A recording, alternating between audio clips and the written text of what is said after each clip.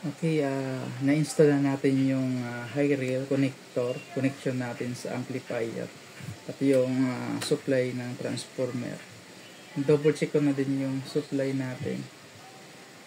Check natin yung frequency kung kahit wala munang load. Mamaya itadami load natin siya. Ganito kasi ako mag-repair pa isa-isa. Then pag pumasa siya ngayon dito, lalagyan natin siya ng dummy load. Pantay na siya. Pila. Yung supply din dito mo. Yan. Yan. Ito ay naka-hook yan sa supply ng regulator. Ay diban sa input buffer natin. Sa may output ng regulator.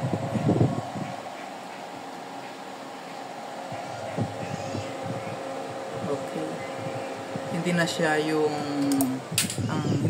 yung kailangan painitin kasi ang concern pa ng may-ari nito ay pag ginagamit daw kailangan painitin bago pumasok yung lakas niya or kulang siya sa persa.